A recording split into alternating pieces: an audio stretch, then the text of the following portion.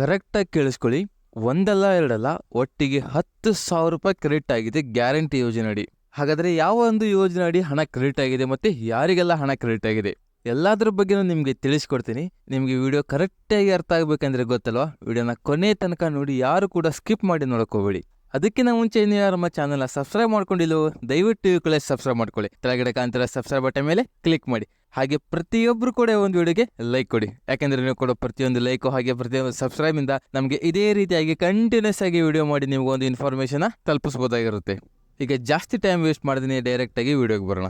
ಲೋಕಸಭಾ ಚುನಾವಣೆ ಬಂತು, ಹಾಗೆ ಮುಗಿದು ಹೋಯ್ತು. ಆದರೆ ಕಾಂಗ್ರೆಸ್ ಅಧಿಕಾರಕ್ಕೆ ಬರಲಿಲ್ಲ, ಮತ್ತೆ ರಾಜ್ಯದಲ್ಲಿ ಕೂಡ ಅತಿ ಹೆಚ್ಚು ಸ್ಥಾನನ ಗೆಲ್ಲೋಕ್ಕಾಗಿಲ್ಲ.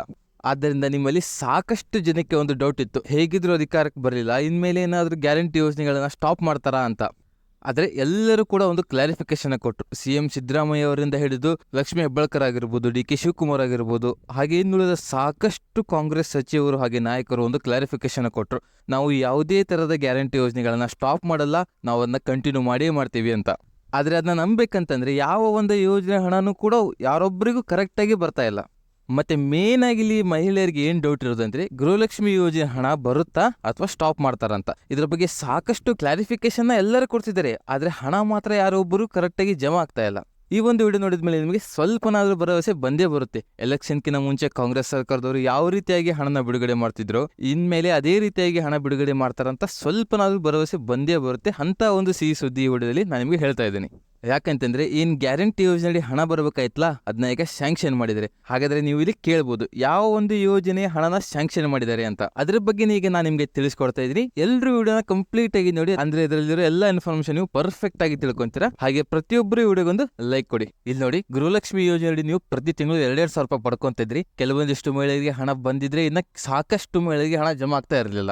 ಎಲೆಕ್ಷನ್ ಆದ್ಮೇಲೆ ಮೆಜಾರಿಟಿ ಆಫ್ ಮಹಿಳೆಯರಿಗೆ ಗೃಹಲಕ್ಷ್ಮಿ ಯೋಜನೆ 11ನೇ ಕಂತಿನ ಹಣ ಆಗಿರಬಹುದು ಅಥವಾ 12ನೇ ಕಂತಿನ ಹಣ ಆಗಿರ್ಬೋದು, 1 ರೂಪಾಯಿ ಕೂಡ ಬಂದಿರಲಿಲ್ಲ. ಮತ್ತೆ ಇದ್ರ ಬಗ್ಗೆ ಲಕ್ಷ್ಮೀ ಹೆಬ್ಬಾಳ್ಕರ್ ಅವರು ಸಾಕಷ್ಟು ಅಪ್ಡೇಟ್ ನ ಕೊಟ್ಟಿದ್ರು. ಇನ್ನು 2-3 ದಿನದಲ್ಲಿ ನಾವು ಗೃಹಲಕ್ಷ್ಮಿ ಯೋಜನೆ 11ನೇ ಕಂತಿನ ಹಣ ಹಾಕ್ತೀವಿ ಅಂತ ಹೇಳಿದ್ರು. ಆದ್ರೆ 2-3 ದಿನಗಳೇನು, ಒಂದು ವಾರನೇ ಕಳೆದಿತ್ತು, ಇನ್ನ ಹಣ ಜಮಾ ಆಗಿಲ್ಲ. ಮತ್ತೆ ಜುಲೈ 15ನೇ ತಾರೀಕು ನಂತರ 12ನೇ ಕಂತಿನ ಹಣ ಹಾಕ್ತೀವಿ ಅಂತ ಹೇಳಿದ್ದಾರೆ. ಅದು ಬರುತ್ತೋ ಇಲ್ಲೋ ಅನ್ನೋದು ಡೌಟ್. ಮತ್ತೆ ಇಲ್ಲಿ ಇದನ್ನೆಲ್ಲ ನೋಡಿದ ಸಾಕಷ್ಟು ಮಹಿಳೆಯರು ಇನ್ನು ಮುಂದೆ ನಮಗೆ ಗೃಹಲಕ್ಷ್ಮಿ ಯೋಜನೆ ಹಣ ಬರಲ್ಲ, ಇವ್ರು ಹಂಗೆ ಸುಮ್ನೆ ಏನೋ ಹೇಳ್ಕೊಂಡು ಓಡಾಡ್ತಾ ಇದಾರೆ ಅಂತ ಫಿಕ್ಸ್ ಆಗಿದ್ರು. ಆದ್ರೆ ಯಾರು ಕೂಡ ಆ ರೀತಿಯಾಗಿ ಅನ್ಕೋಬೇಡಿ. ಮತ್ತೆ 100% ನಿಮ್ಗೆ ಗೃಹಲಕ್ಷ್ಮಿ ಯೋಜನೆ ಹಣ ಏನ್ ಬರಬೇಕಾಗಿತ್ತು ಹಾಗೆ ಇನ್ ಮುಂದೆ ಏನ್ ಬರಬೇಕು ಎಲ್ಲವನ್ನು ಕೂಡ ಜಮಾ ಮಾಡ್ತಾರೆ. ಯಾಕಂದ್ರೆ ಸರ್ಕಾರದವ್ರಿಗೂ ಗೊತ್ತು, ನೆಕ್ಸ್ಟ್ ಎಲೆಕ್ಷನ್ಗೆ ನಾವು ಅವ್ರ ಹತ್ರ ವೋಟ್ ಕೇಳಕ್ ಹೋದಾಗ ಅವರೆಲ್ಲರೂ ನಮ್ಗೆ ರೆಸ್ಪಾನ್ಸ್ ಮಾಡಲ್ಲ, ನಮ್ಗೆ ಮಕ್ಕದ ಮೇಲೆ ಊದ್ ಕಳಿಸ್ತಾರೆ. ಅದಕ್ಕೋಸ್ಕರ ಆದ್ರೂ ಅವ್ರು ಕೊಟ್ಟಿರೋ ಮಾತು ಉಳಿಸ್ಕೊಳ್ಳೋಕೋಸ್ಕರ ಆದ್ರೂ ಅವ್ರ ಹಣನ ಹಾಕ್ತಾರೆ. ಸ್ವಲ್ಪ ವೇಟ್ ಮಾಡ್ಬೇಕಾಗುತ್ತೆ ಅಷ್ಟೇ. ಇಲ್ಲಿ ಈಗ ನಾನು ನಿಮಗೆ ತೋರಿಸ್ತಾ ಇರೋ ಸ್ಕ್ರೀನ್ ಶಾಟ್ ನೋಡಿದ್ಮೇಲೆ ನಿಮಗೆ ಸ್ವಲ್ಪನಾದ್ರೂ ಭರವಸೆ ಬಂದೇ ಬರುತ್ತೆ. ನಮಗೆ ಗೃಹಲಕ್ಷ್ಮಿ ಯೋಜನೆ ಹಣ ಆಗಿರ್ಬೋದು, ಅಥವಾ ಅನ್ನಭಾಗ್ಯ ಯೋಜನೆ ಹಣ ಆಗಿರ್ಬೋದು, ಅಥವಾ ಯುವನಿಧಿ ಯೋಜನೆ ಹಣ ಆಗಿರ್ಬೋದು, ಎಲ್ಲವನ್ನು ಸರ್ಕಾರದವರು ನಮಗೆ ಹಾಕ್ತಾರೆ ಅಂತ.